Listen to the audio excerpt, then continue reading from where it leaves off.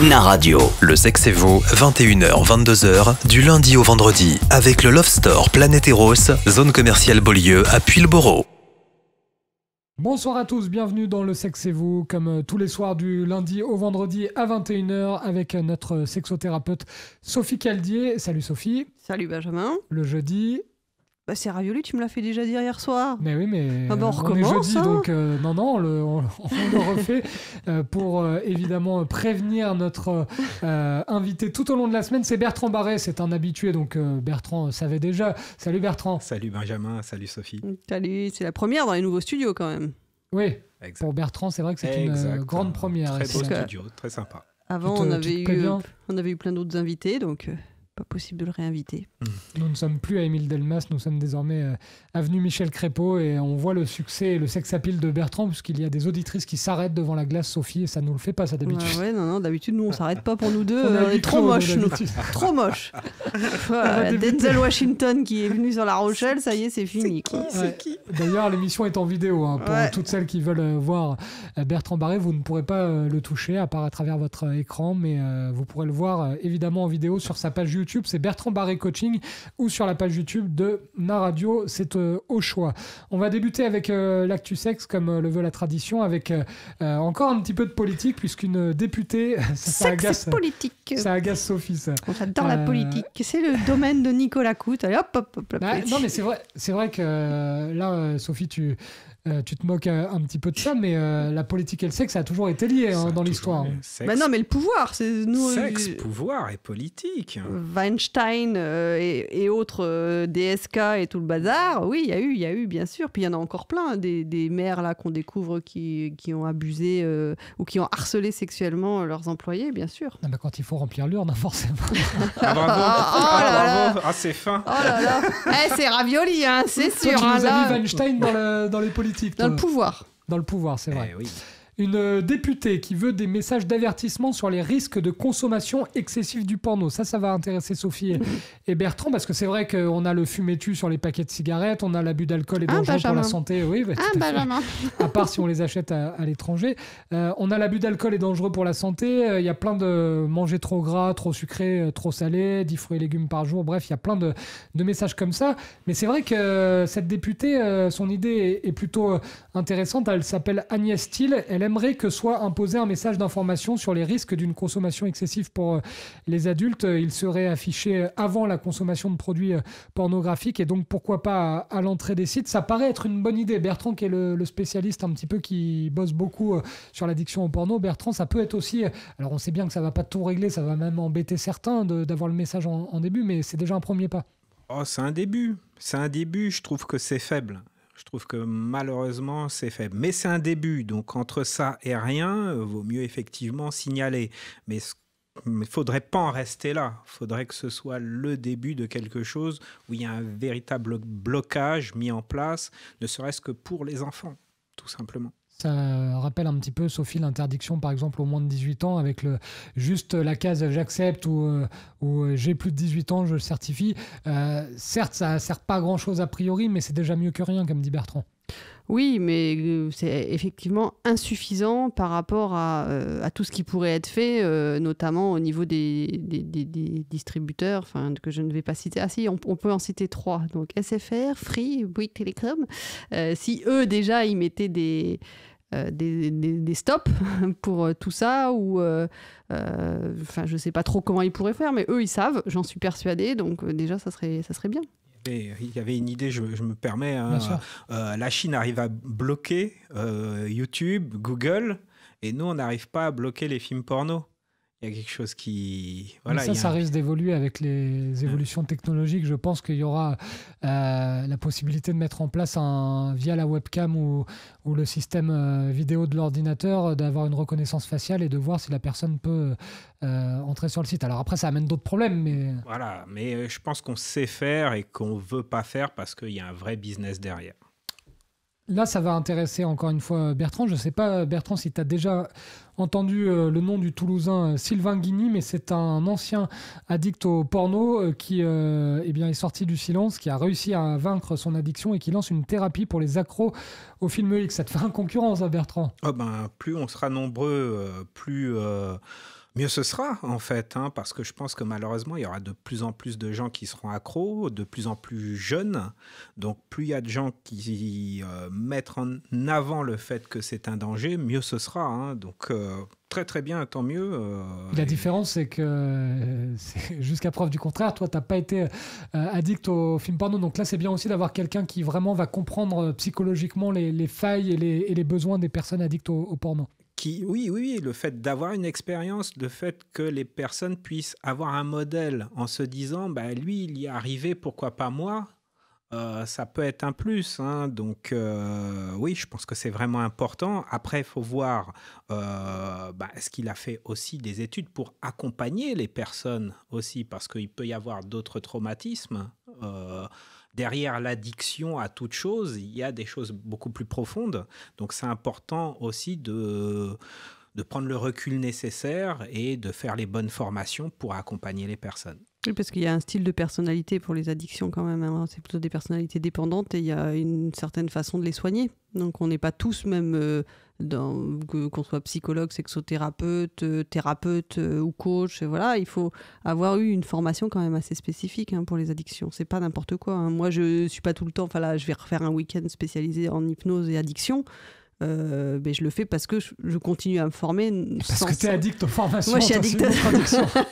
C'est ça, moi, je suis addict aux formations. Enfin, j'en fais pas tant que ça, en fait. Hein. Mais bon, ça paraît beaucoup, parce que voilà, on en parle ici beaucoup.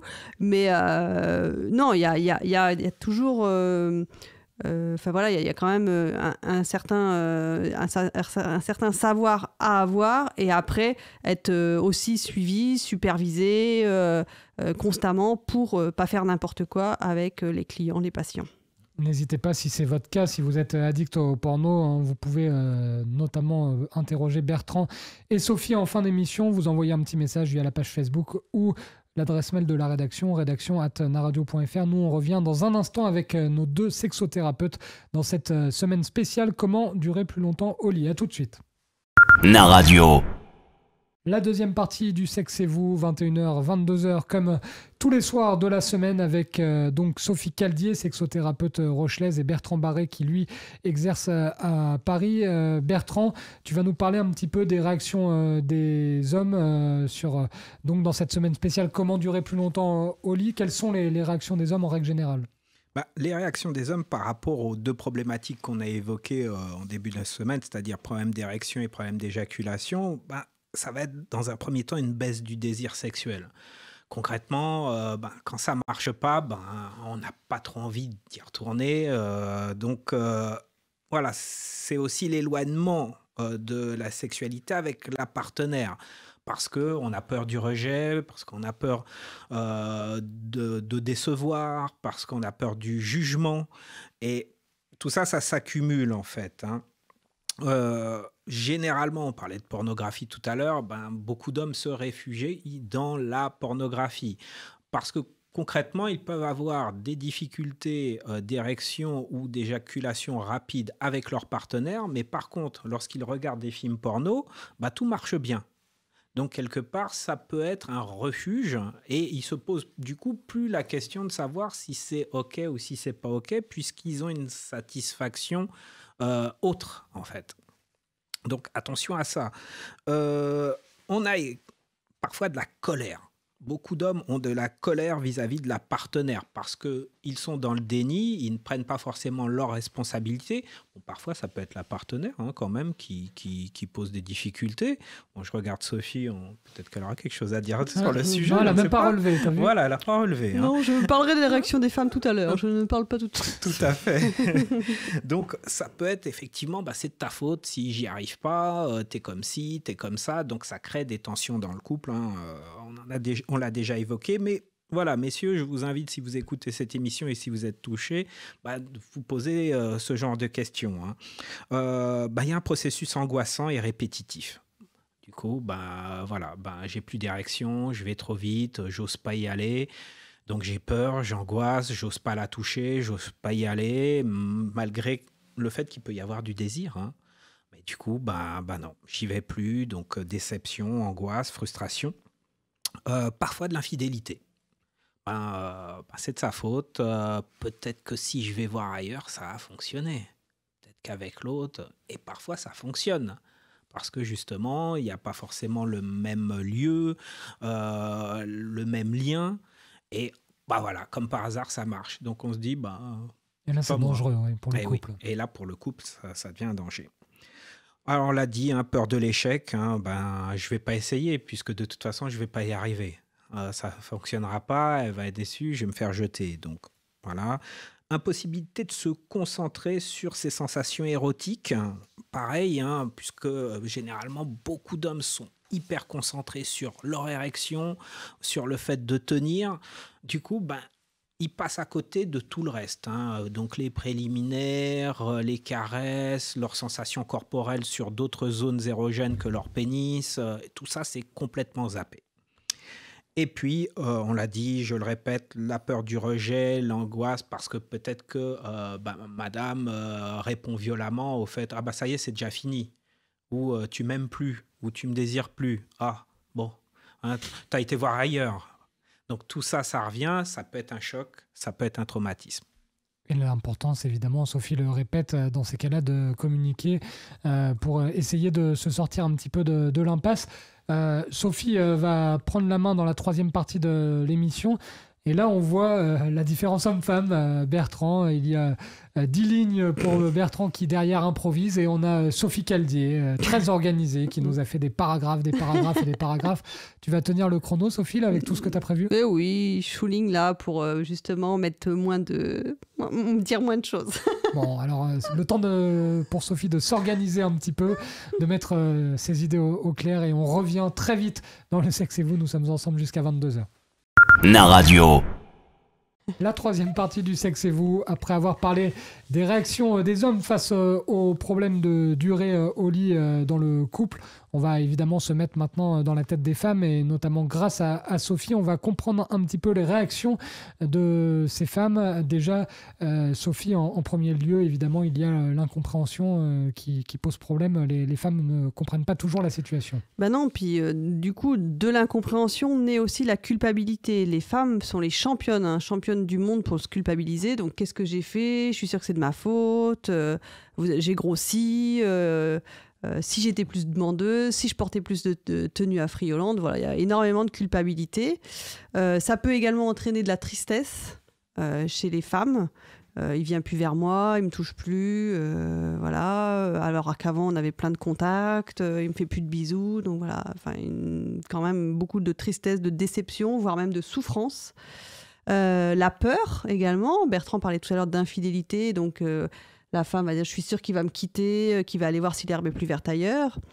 Un espèce aussi de sentiment d'inutilité, si je lui donne plus de plaisir, à quoi je vais servir maintenant ? La colère, ça ne marche jamais avec lui, je ne jouis plus, je ne jouis pas, il est vraiment trop nul. Donc il y a aussi ces réactions-là qui arrivent, et il ne faut pas les négliger. Il y a des recherches de solutions également pour la femme à l'extérieur. Je crois que je vais aller voir ailleurs. Je ne peux pas finir ma vie comme ça. Il y a beaucoup d'hommes d'ailleurs, on en avait parlé, Benjamin, dans l'actu sexe, qui ont une éjaculation précoce, qui se font quitter par leur femme parce que du coup, elles n'ont pas de plaisir. Et puis, il y a des femmes, la réaction de joie. Et on dit, enfin, je vais être tranquille. Mais dans ce cas-là, du coup, c'est pas du tout des femmes qu'on voit au cabinet. Parce que au contraire, ça celle-là... doit être rare quand même. Être soulagé face à un tel problème, c'est... si, il y en a quand... Non, il y en a. C'est une libération. Il y en a pour qui c'est une libération, puisqu'elles étaient sur une corvée un petit peu conjugale. C'est qu'il y a un problème à la base aussi dans le couple.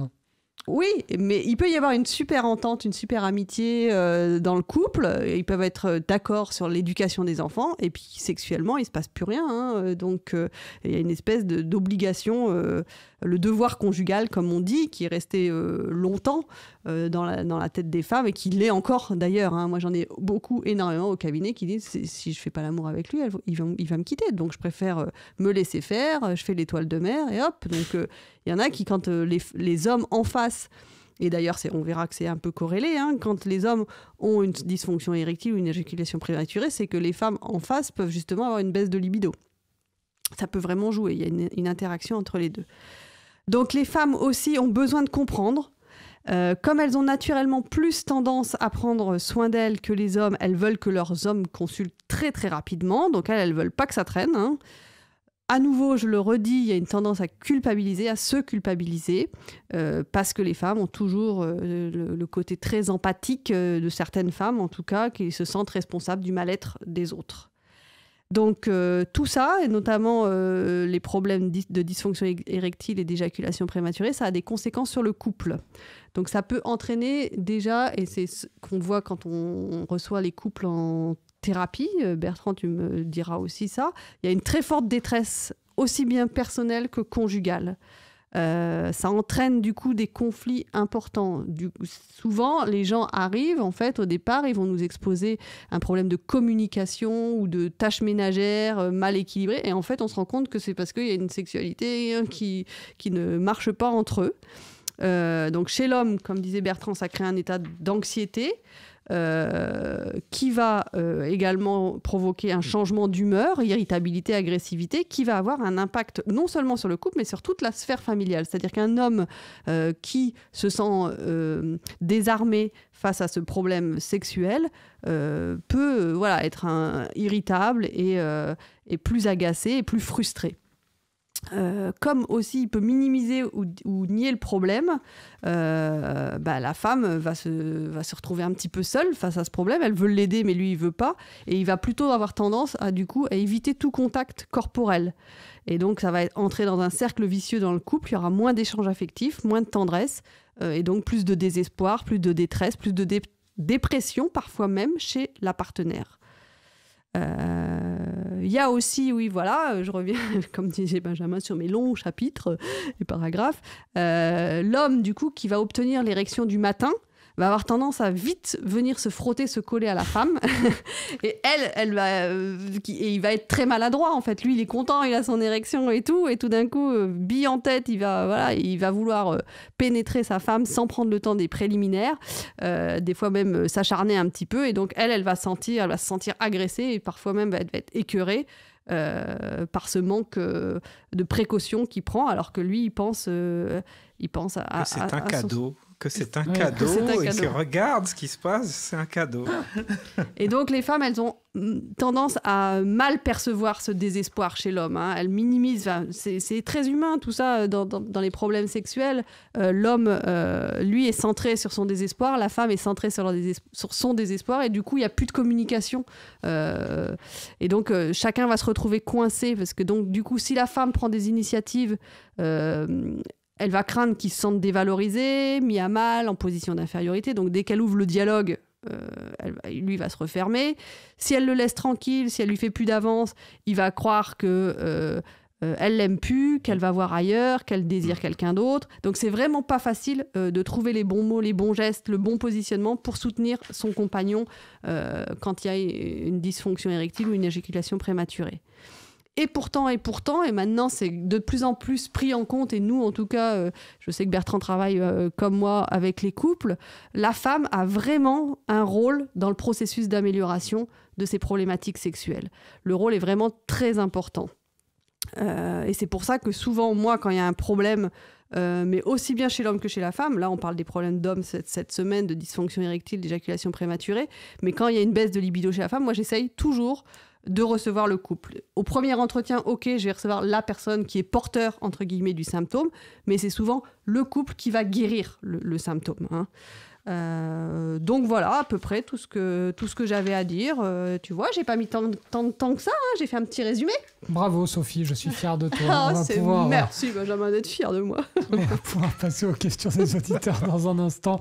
On a Adeslam, Salomé et Didier qui nous attendent. Ne vous inquiétez pas, on arrive très vite. On est ensemble jusqu'à 22h dans le Sexe et vous sur Naradio. Naradio. La dernière partie du Sexe et vous, 21h, 22h, comme tous les soirs de la semaine. Et comme tous les soirs, on termine l'émission avec les questions des auditeurs.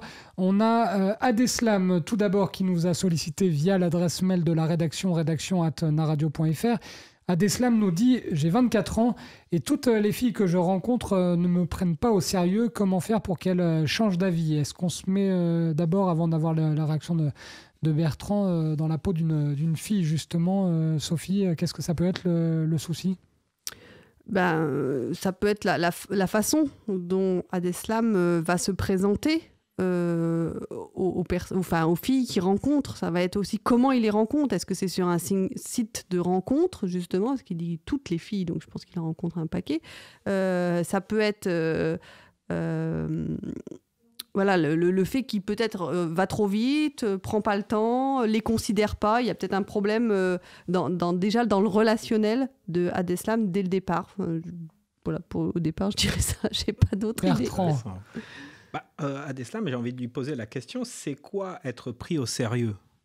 Déjà, être pris au sérieux par rapport à quoi ? Par rapport au fait d'être en relation ou d'être le bon copain ? Je pense que le problème d'Adeslam, c'est surtout que peut-être qu'il reste dans la fameuse friend zone, en fait, hein, et que il aborde la relation avec les filles en bon copain au début, le mec sympa, mais il sexualise pas la relation. Donc, à partir de là, il est déçu parce que il finit toujours par être le bon pote, sympa, le bon confident, mais il n'arrive pas à aller plus loin dans la relation. Donc, je pense que c'est peut-être ça. Et donc, ça veut dire être plus mâle. Donc, le mâle M-A-L-E. Et donc, plus direct et sexualisé la communication. En se disant, les femmes doivent sentir que il peut être sympa, mais il a envie de plus. Salomé, Sophie nous dit « J'ai envie de m'inscrire sur un site de rencontre, mais j'ai un peu peur de franchir le pas. » Déjà, si tu vois Adeslam 17, évite. Si vous avez déjà fait l'expérience d'un site, est-ce que vous pouvez nous en parler ? Oui, il y a certains sites. Alors moi, j'ai pas de site à recommander, hein, et puis de toute façon, comme dit Benjamin souvent, on n'a pas le droit, donc on va en citer 3. Tu vas m'aider, Benjamin, parce que je suis pas sûre. Pas sur le marché. Je sais pas, Mythique adopte un mec et puis.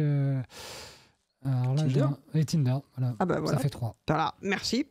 Donc après, ça dépend. Je pense qu'on va faire une émission prochainement, justement, je pense avec Bertrand, s'il revient sur La Rochelle, sur les sites de rencontres, sur comment séduire, comment se présenter, et puis justement faire la différence avec tous ces sites, puisque pour s'y retrouver, c'est compliqué. Il y a des sites où il y a beaucoup de gens qui sont inscrits, donc il y a plus de possibilités et de populations variées qu'on peut rencontrer. Et après, ça peut être aussi très communautariste. Donc après, ça dépend vraiment ce que tu recherches, Salomé. Mais moi, j'ai pas directement fait l'expérience. Le peu de personnes que j'ai rencontrées. Moi, j'ai du mal parce que je trouve que c'est très virtuel. Après, je suis complètement consciente. C'est un outil très intéressant parce qu'on rencontre beaucoup plus de monde que dans la réalité. Après, il faut vraiment décrire correctement ses besoins dès le départ. C'est compliqué en plus, Bertrand, de répondre parce que chacun est différent par rapport à ça. Ça peut convenir à des personnes comme ne pas du tout convenir à d'autres. Moi, je pars du principe que ça reste des outils de mise en relation. C'est tout. Après, il y a déjà se poser les bonnes questions de savoir ce qu'on veut, comment on se présente pour filtrer un maximum. C'est vrai que pour les femmes, ça peut être complexe parce que y a plus d'hommes qui sont à la recherche que de femmes. Et puis, en tout cas, il y a beaucoup moins de femmes qui osent que d'hommes.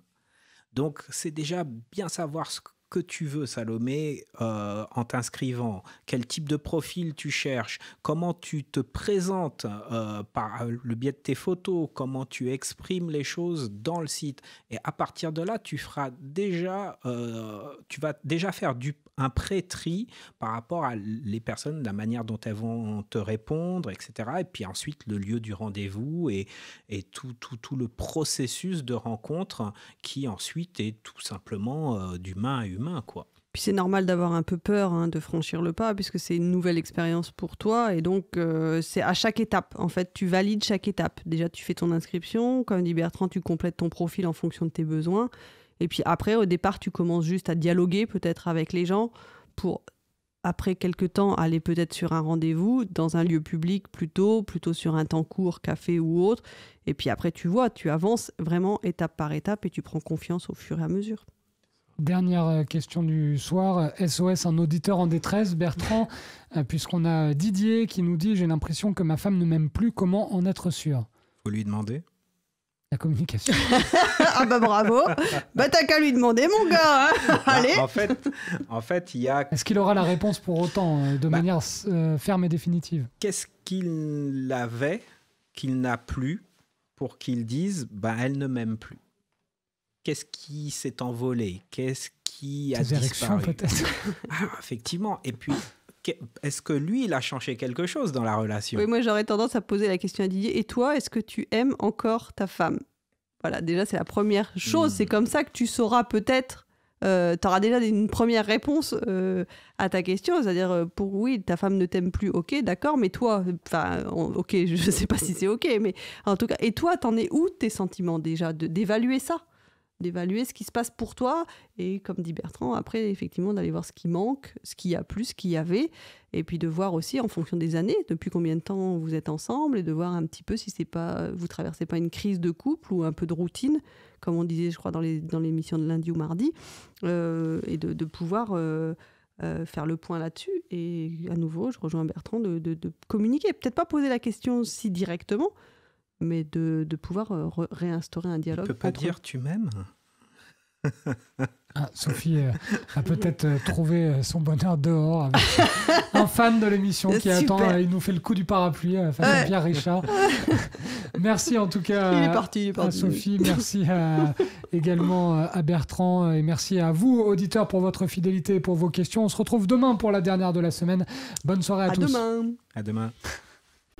Naradio. Le sexe et vous, 21h, 22h, du lundi au vendredi, avec le Love Store Planète Eros, zone commerciale Beaulieu à Puyles-Borough.